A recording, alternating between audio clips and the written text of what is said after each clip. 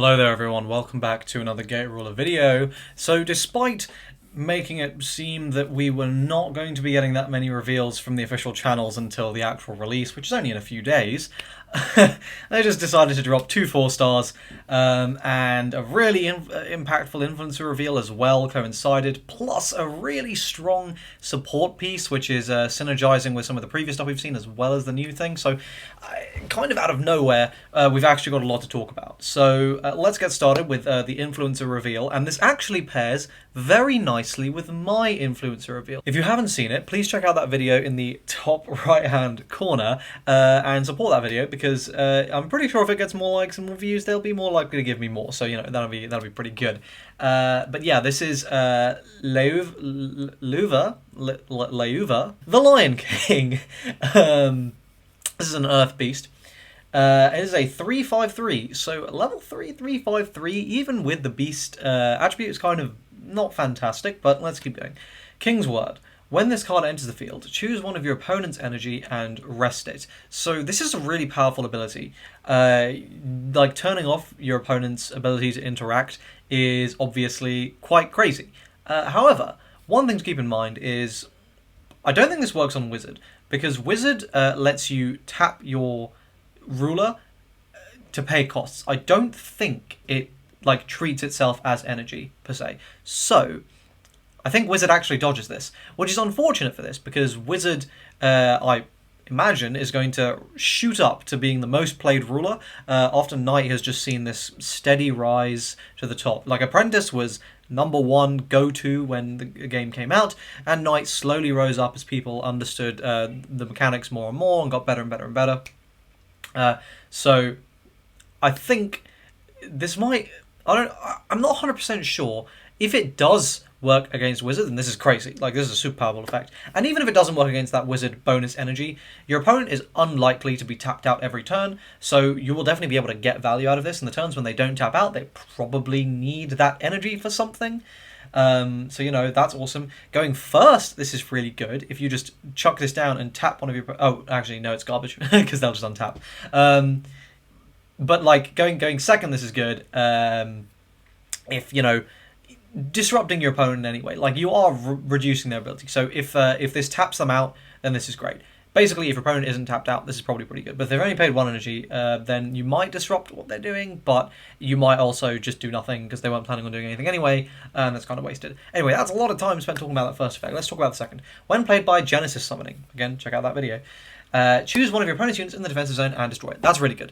Getting access to destruction kind of at will is really powerful. Again, on a beast, so this can be like a 4/6, which is big.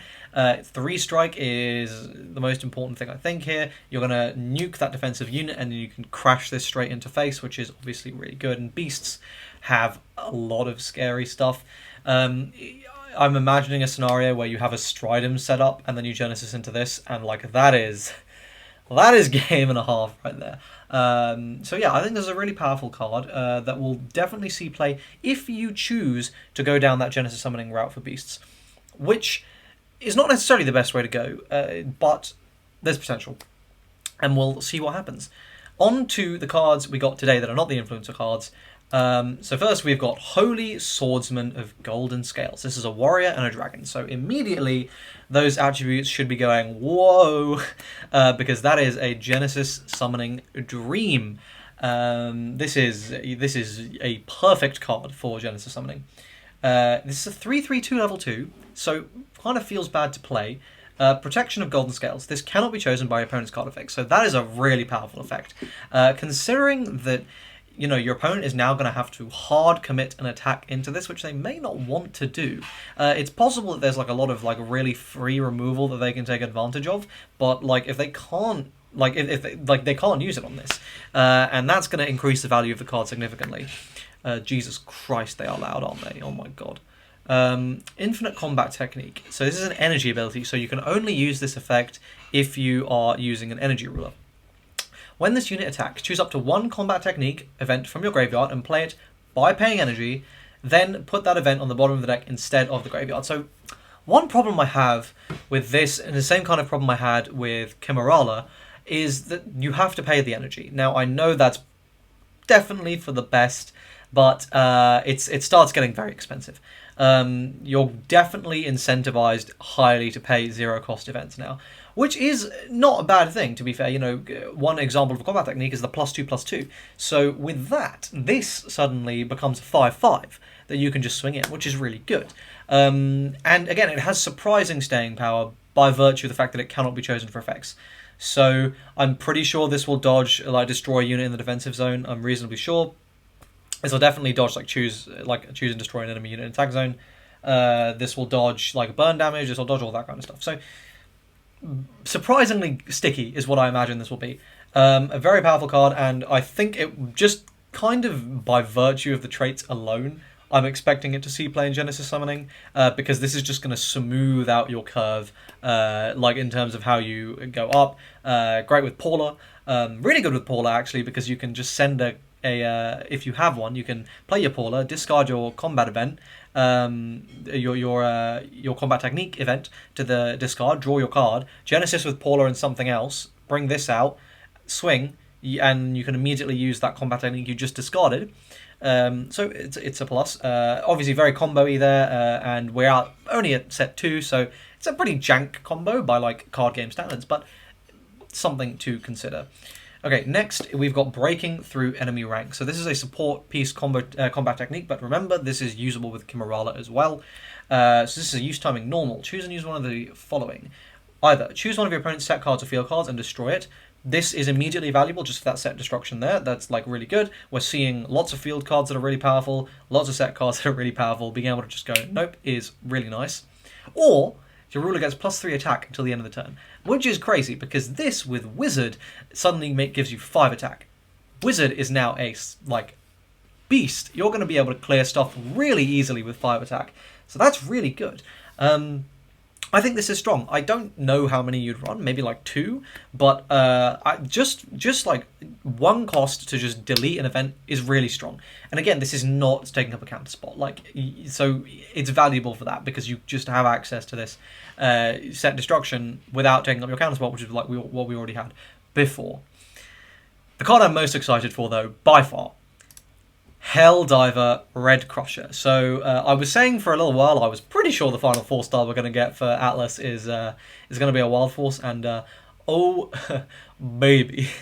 So this is a Dragon Military Wild Force, all very relevant traits. Wild Force now very relevant, and we're going to have to go back and reevaluate some of the old cards with the Wild Force traiting. For example, Buster Arm. And Buster Arm's, I think, a really big one because of what this card does. So the touchdown is Iron Rain. Choose one enemy unit and deal 4 damage to it. So that is the Hell Kong touchdown, which we know is pretty good, especially when you have a couple of guns and gold set up. But even when you don't, it's still dealing 4 damage, which is really good.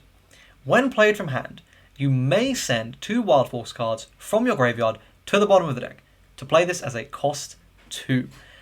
Being able to play a 3/5/2 for 2 that burns 4 to something, I think is really good. It's also a level 3, so potentially you could butterfly effect this into something ridiculous.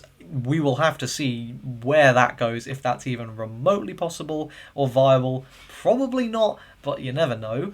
I think the fact that you can send your Big Owls back, you can send your Buster Arms back, you can send your Buster Kongs back is crazy, and you just get more of this powerful removal on touchdown. I think this card is nuts. Like, and again, you get to play it for 2. It's like, it's just really good. For people who haven't really played Energy Rulers, being able to play something for 2 instead of 3 is really, really, really good. Like, being able to play like just that one energy just opens up so many lines of play that you really wouldn't have. So yeah, this is super strong. I don't think it's a 4 of, but it's gonna see play. But that's it for this video. I hope you guys enjoyed it. Subscribe for more Gate Ruler content. Like the video if you enjoyed it. If you want to pick up Gate Ruler, use my affiliate links in the description. Happy little hug factory. Fantastic, guys. And yeah, I'll see you guys in tomorrow's video. Cheers.